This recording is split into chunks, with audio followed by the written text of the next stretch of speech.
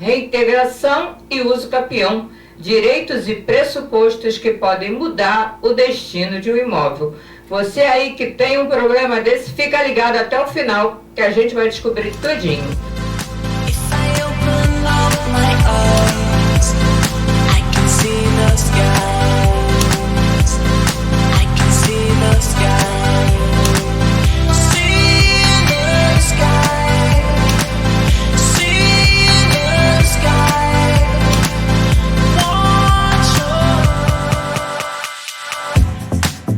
Olá, família TVI, tudo bem com vocês? Mais uma quarta-feira e a gente aqui novamente com o programa Bate-Papo com Vera Lúcia, indo ao ar com as reprises no TVI Play, sempre às sextas-feiras às 12 horas, tá bom? Lembrando que a gratidão é sempre em primeiro lugar, agradecendo a todos os nossos patrocinadores e a Westlink Tecnologia, 100% fibra ótica, parceira da TVI desde o início. Quem quiser conhecer o trabalho deles é só entrar em contato pelo 0800 718 7875 ou 3952 5273. Bom, lembrando que vocês devem acompanhar a TVI de onde você estiver no seu celular, diretamente ou no seu tablet, na sua TV Smart, pelos aplicativos TV Digital, Orb TV, Unique TV, CX TV, TV Box e também no novo YouTube da TVI, que é o canal TVI Itaipuaçu. Como vocês sabem, o outro foi hackeado, então corre lá, se inscreve, ative as notificações para ficar ciente de tudo que acontece aqui em Maricá e em todo mundo, né? Bom, lembrando também do nosso site, que é o www.tvitaipuaçu.com.br, onde vocês vão encontrar a matéria e todas as fotos na íntegra. E também, você que gosta de música, Rádio Pix Web, do canal TVI, então corre lá que tem músicas sensacionais. Agora, se você quiser fazer uma propaganda da sua empresa, divulgar, entre em contato com a gente, venha conhecer o nosso trabalho pelo 021 994128509 ou 99314 4124. E esta semana, mais uma vez, o programa Bate-Papo com Vera Lúcia recebe o Dr. Rômulo Vitagliano, advogado nas áreas cíveis e criminais, trazendo o tema reintegração e uso capião, direitos e pressupostos que podem mudar o destino de um imóvel. Você aí que tem um problema desse, fica ligado até o final, que a gente vai descobrir tudinho. Então vamos lá, doutor Rômulo, seja bem-vindo mais uma vez. Fala pra gente quais são os requisitos legais e o que caracterizam a posse legítima e em quais situações ela pode ser contestada judicialmente. Boa tarde a todos. Boa tarde, a TVI. Muito obrigado mais uma vez pelo convite, de estar aqui presente, levando ao público algumas considerações e apresentando algum conceito sobre o uso capião e a reintegração de posse. E é sempre uma matéria de muita, não chega a ser complexo demais, mas traz muitas nuances. E dentro dessas nuances nós vamos tentar esclarecer ao público, né, as principais situações, as formas que se podem de um lado ou de outro. Geram muitas dúvidas, né? Geram dúvidas. Por que geram dúvidas? De um lado você tem os proprietários e de outro lado você tem os posseiros. Cada um sempre defendendo o seu direito. O proprietário, às vezes, ele abandona o imóvel há muito tempo. É o caso aqui de Itaipuaçu, que desde 1952, quando foi lançado o loteamento aqui, o Jardim Atlântico, né? Isso aqui praticamente não tinha nada, o acesso era muito difícil. Então ficou, por muitos anos, isso aqui ficou, de certa forma, abandonado. Isso, na época, a legislação, ela permitia que não se tivessem, por exemplo, nem se tivesse que fazer ruas, não tinha que fazer toda a pavimentação que hoje é necessária para se fazer um loteamento. Antigamente não, se colocava aquilo num papel e se vendia o lote, né? Então aquilo ali ficou por muitos e muitos anos. Eu acredito de uns 20 a 15, talvez 15 anos para cá, mais ou menos é a época que eu resido aqui, começou a revitalizar.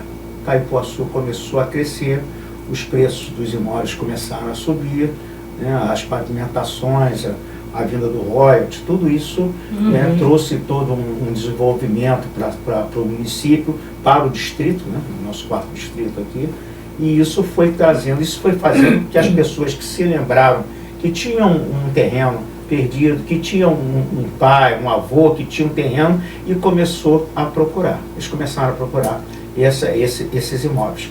Esses imóveis que por muitas vezes ficavam abandonados por 10, 15, 20 anos. Então isso gerava também o direito de posse pelo outro lado daquele que chegou, que beneficiou, que pagou imposto, né, e construiu a sua casa ali no terreno que estava abandonado. Então essa é a situação. E dentro disso, nós poderíamos separar algumas pontos. Vamos começar pela posse ou vamos começar pela reintegração? Aí fica complicado, né? Vamos começar pela reintegração. Na reintegração, o proprietário ele busca atingir aqueles pontos que o posseiro não conseguiu. Por exemplo, ele não conseguiu definir, ele não conseguiu concretizar. A lei dá, né, dá ao posseiro o direito de reter aquela terra, porém ele tem pressupostos, tem requisitos. O que seriam pressupostos? Primeiro, ele tem que ter, se for até 240 metros quadrados, né, de terra, seria uso capião urbano. E aí são 5 anos de posse mansa e ininterrupta. O que a gente fala de mansa? Mansa é aquela posse sem oposição. Eu não estou aqui há um ano e pouco, cheguei aqui há 6 meses, acabei de entrar, apareceu o proprietário. Aí foi lá, fez um registro de ocorrência, né? Ele me notificou judicialmente ou extrajudicialmente. Então isto interrompe a posse mansa e pacífica. Isso, então quando a gente fala posse mansa e pacífica, é sem oposição do proprietário. Então esse é o primeiro ponto. O segundo ponto, que muitos dos posseiros eles têm eles acreditam que isso funciona. Se o posseiro vai lá e coloca uma cerquinha e larga para lá, ele nem está lá. Diz, não, isso aqui eu estou cuidando. Não é assim. A posse chama-se ius possidente, ânimo de possuir. O ânimo de possuir é aquele que limpa o terreno, é aquele que planta, é aquele que coloca um quartinho, coloca uma luz, ele tem um poste com a iluminação com o nome dele, né? Ele tem uma conta de luz. Isso é uma prova material de quanto tempo ele está ali. Entendi. Porque muitas das vezes você chega num litígio judicial e diz, mas eu estou aqui há 20 anos, mas ele não tem um documento.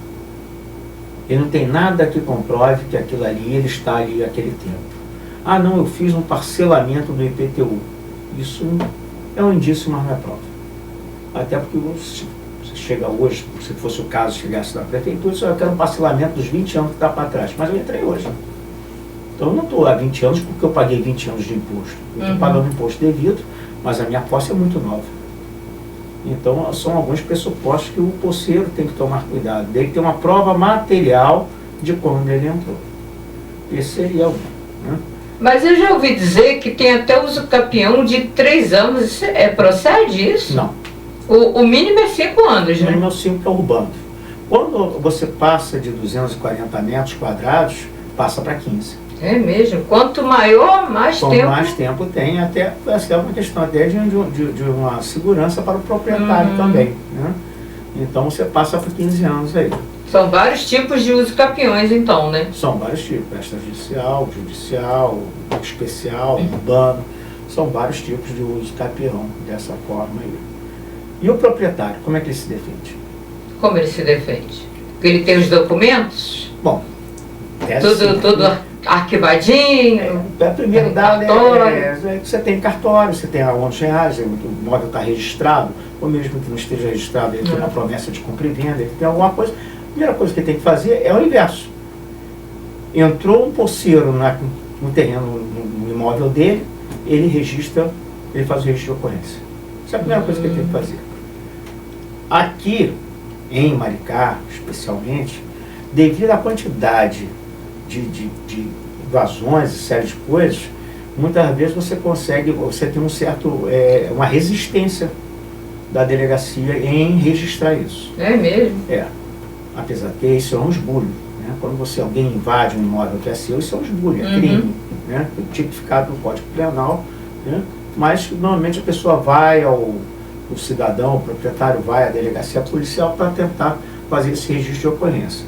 E o que hoje normalmente se acontece aqui na delegacia é que eles dizem que isso é um problema civil. E não é civil e criminal. Mas devido à quantidade, muitas vezes jogam para o civil E nesse caso, se não conseguir fazer o registro de ocorrência, procura a Defensoria Pública, procura um advogado e distribui logo a ação de reintegração de posse. Então, você, nesse momento, é como se fosse um marco. É um marco interruptivo daquela posse de ser pacífica. Aí eu estou aqui há 3 anos, como foi o caso que a senhora falou. Estou aqui há 3 anos, mas eu distribuí uma ação de reintegração de posse, então não tenho sim. Já começa a discutir daqui. Existe a posse nova, que é a posse até 1 ano, e a posse velha, que é a partir de 1 ano e 1 dia, que ele tem um pouco mais de estabilidade. Ele pode até não conseguir completar o uso capião dele, ele chegar ao final e ter uma sentença, né? Mas ele já passa a ter uma certa estabilidade, o juiz concede a ele mais provas, mais tempo para ele fazer, né, a favor dele. Sempre de um lado e de outro, né? Sempre a dualidade, a ampla defesa para todos os lados, né? De um e de outro, mas ele fica com a posse um pouco mais resguardada quando passa de 1 ano. Basicamente isso. Vamos nós. Então, vamos lá, doutor Rômulo, o senhor pode se aprofundar um pouquinho melhor? Falar mais a linguagem do povo, né? Porque é muita linguagem técnica que a gente, às vezes, eu mesmo tenho dificuldade, e muitas pessoas, né, ficam, às vezes, na dúvida. Podemos? Podemos sim. Vamos nas questões mais práticas. O proprietário chega, encontra o seu imóvel invadido. Primeiro ato, então, realmente, como eu falei, ele pode notificar a pessoa, o porceiro lá. É claro que sempre é bom se conversar, né? Tentar, até porque esse porceiro pode ser de 2 tipos. Ele pode ser um porceiro de má fé ou um porceiro de boa fé. E o que seria isso? O porceiro de má fé é aquele que é o primeiro a ingressar num imóvel, num terreno que ele sabe que não é dele. Esse comete crime de esbulho e ele é um porceiro de má fé perante a lei. Por quê?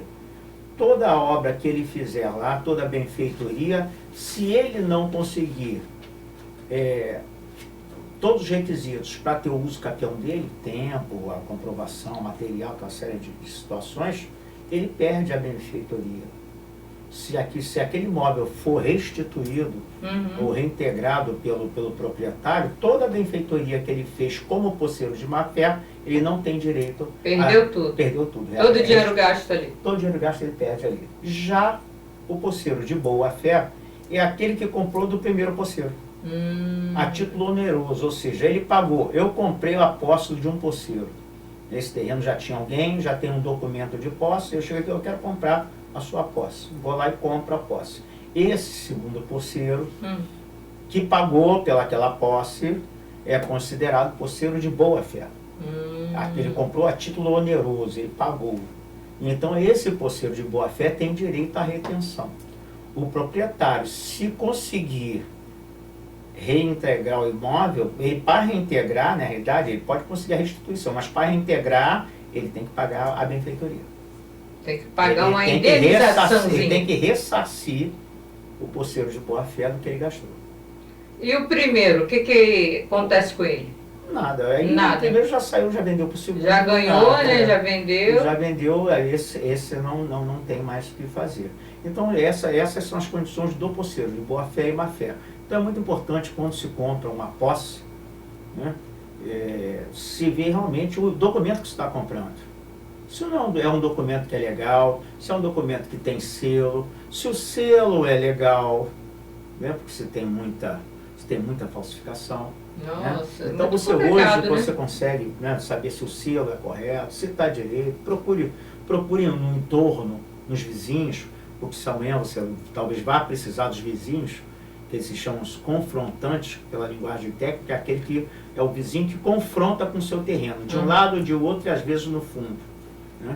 Então esses são os confrontantes, que isso também é um dos requisitos, que vai se pedir uma declaração dos vizinhos confrontantes, que eles atestem que você está ali há não sei quantos anos. Isso para o uso capião extrajudicial, aquele que se faz em cartório. Então no cartório você tem que apresentar planta baixa, você tem que apresentar a declaração deles, e uma série de outros requisitos para você fazer mediante. Então é muito, porque se compra seu imóvel E às vezes quando você vai para litígio, você, mas eu paguei. Sim, mas quanto vale o imóvel? Se for comprar um imóvel ali, quanto vale? Vale 200 mil. Quanto você pagou? Paguei 30. Alguma coisa de errado tem. Né? Alguma coisa de errado tem. Você não pode comprar uma coisa de 200 por 30. Isso quando você compra, e na hora que dá problema, também você não pode reclamar. Você tentou, de certa forma, ter um lucro, né, excessivo numa situação dessa. E onde que pode ser verificado esse selo, se é verídico, toda aquela documentação? Esse selo, normalmente, a pessoa consegue verificar no Tribunal de Justiça, no site da Corregedoria. Entra direto no site da Corregedoria. Com a documentação, né? Quando é mais antigo, é um pouco mais difícil. Porque antigamente, acho que até 1978, talvez, 80, era carimbo. E aí você tem que saber se realmente se o carimbo é do cartório, se quem assina era aquela pessoa, se aquele nome que está naquele carimbo era o tabelião, era quem assinava.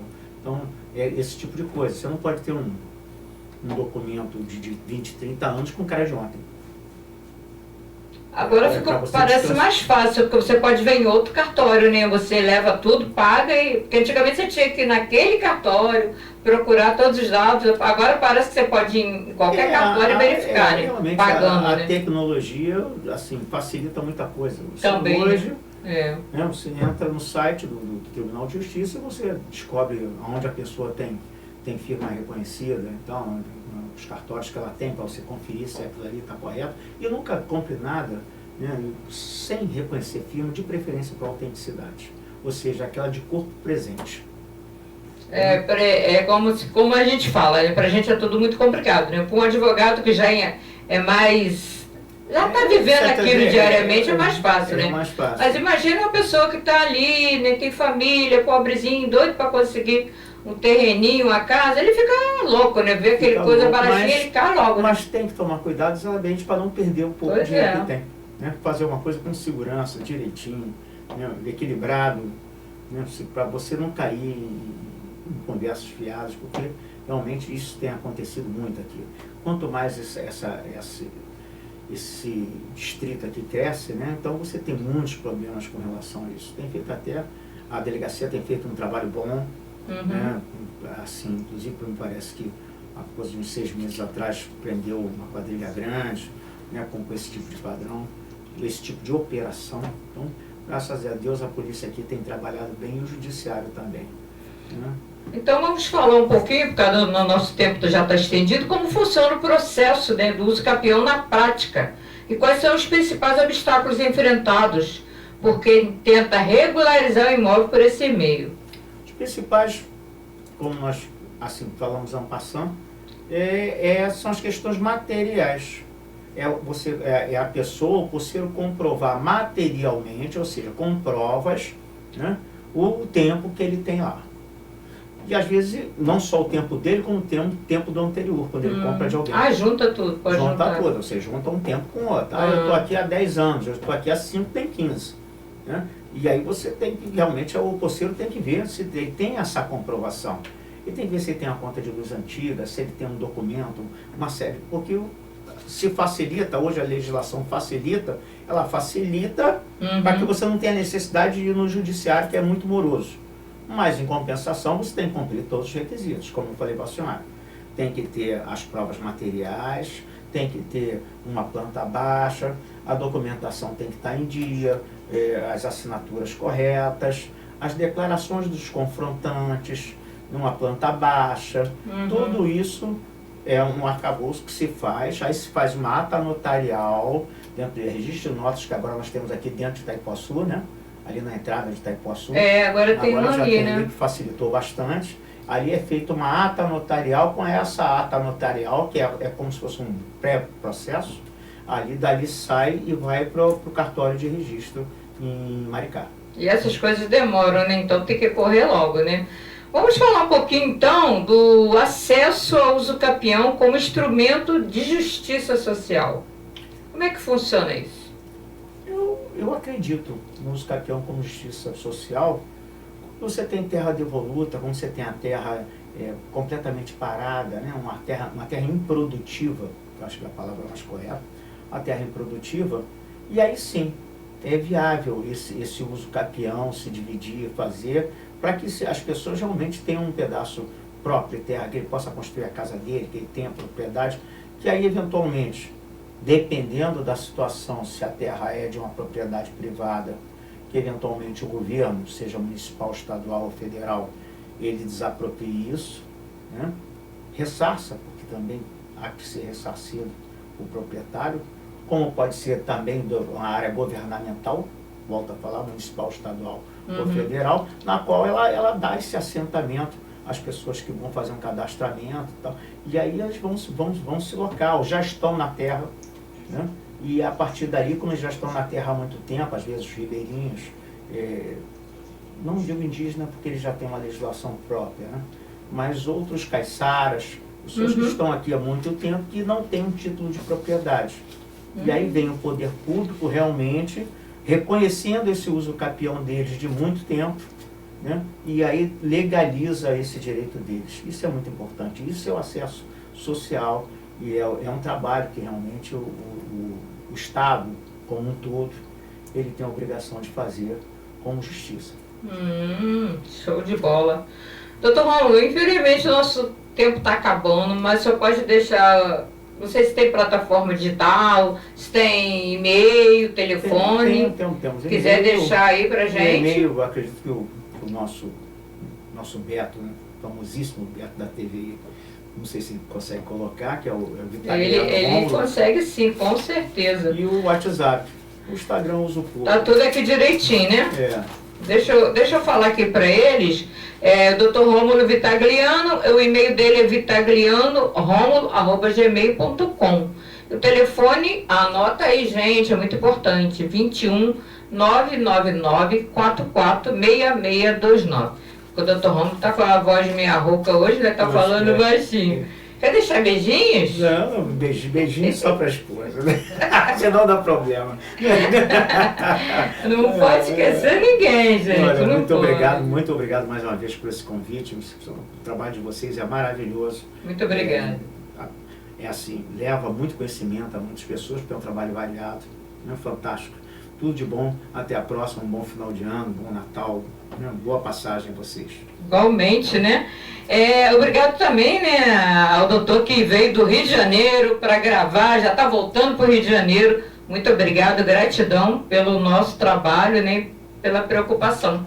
Eu vou deixar meus beijos aqui também para Cássia Arruda, Jô Borges, Gerardo Sardo, Vânia Figueiredo, Márcia Silva, Ana Nazaré e Lídia Maria. Eles fizeram aniversário essa semana que passou. Um beijo no coração, fica com Deus.